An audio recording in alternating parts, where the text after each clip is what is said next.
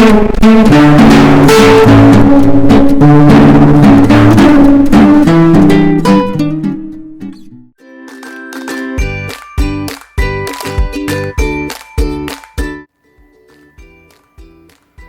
রঙের টুসি পিঠা বানানোর জন্য আমি পালং শাক, যাতে সবুজ রং হবে, গাজর নিয়ে এসেছি, এটা কমলা রং হবে, আর বিট লাল রং হবে। আমি সবগুলো এক এক করে বেটে নিয়ে আসছি। এবার আমি প্যানের মধ্যে 1 কাপ জল দিলাম, তার মধ্যে একটু নুন দিয়ে দিলাম, দিয়ে এবার আমার জলটা ফুটতে দিতে হবে। জল ফুটে গেছে, এবার এর মধ্যে আমি 1 বাটি চালের গুঁড়ো দিয়ে এটাকে ভালো করে মেশাবো।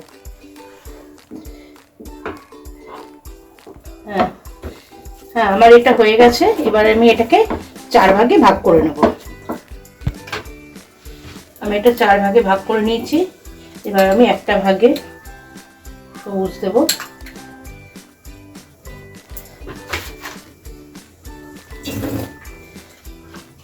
আর একটা ভাগে বিট দেবো, সেটা নাকি লাল রং হবে, আর একটা ভাগে গাজর দেবো, যেটা কমলা রং হবে।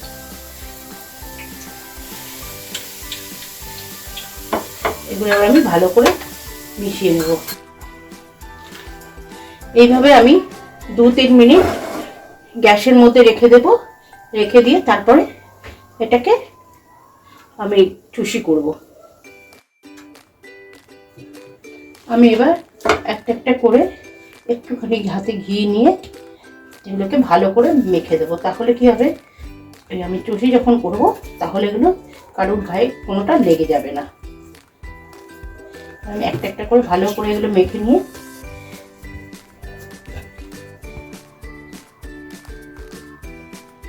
এবার আমি একটু একটু করে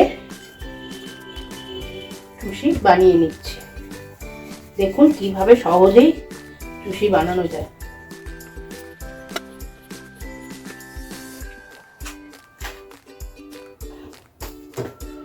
এইভাবে কোনো ময়দা লাগবে না, কিচ্ছু লাগবে না।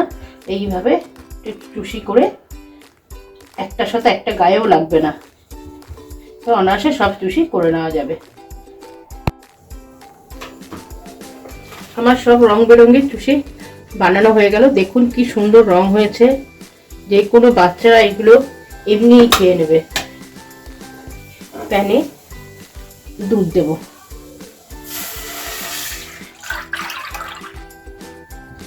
দুধ আমার ফুটে গেছে। এবার আমি গুড়টা দিয়ে দেব।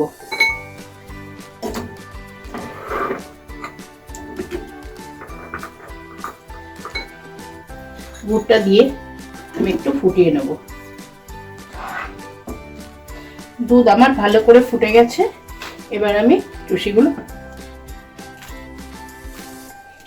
এর মধ্যে দিয়ে দিলাম, দিয়ে এটাকে ভালো করে এবার ফুটিয়ে নেব।